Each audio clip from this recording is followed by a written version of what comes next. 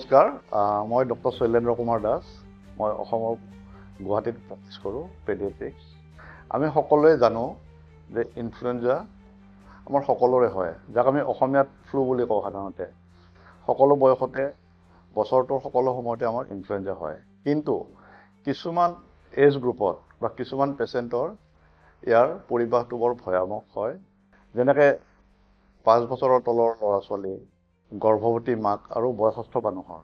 specially above 65 years তেওঁলোকৰ influenza হ'লে বহুত বেছি ধৰণে হয়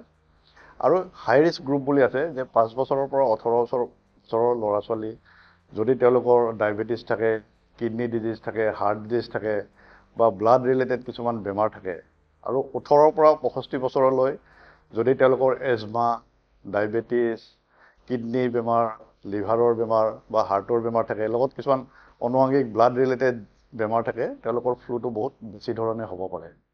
এটা ফ্লুৰ পৰা কি হ'ব পাৰে যে প্ৰথমতে আমি শিশুৰ কথা ক'ম 5 বছৰৰ বয়সৰ তলৰ ল'ৰা ছোৱালীৰ সাধাৰণতে দেখা যায় যে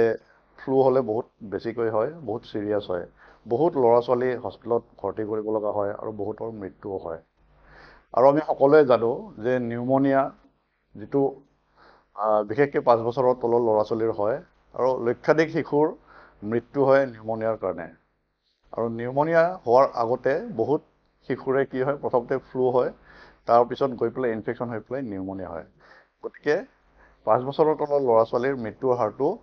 ইনফ্লুৱেঞ্জা আৰু নিউমনিয়াৰ কাৰণে বহুত বেছি তাৰ উপৰি আৰু অনুষংগিক কিছুমান থাকে কাণৰ ইনফেকশ্যন হ'ব পাৰে বা আপোনাৰ চিভিয়াৰ ডায়েৰিয়া হ'ব পাৰে বা উশাহ নিশাহত কষ্ট হ'ব পাৰে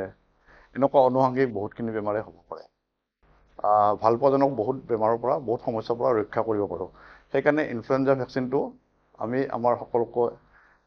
আমাৰ মৰমৰ ল'ৰা ছোৱালী হওক মা দেউতা হওক আৰু যিখিনি বেমাৰ থকা কিছুমান এডাল্ট আছে সকলোকে দি পেলাই আমি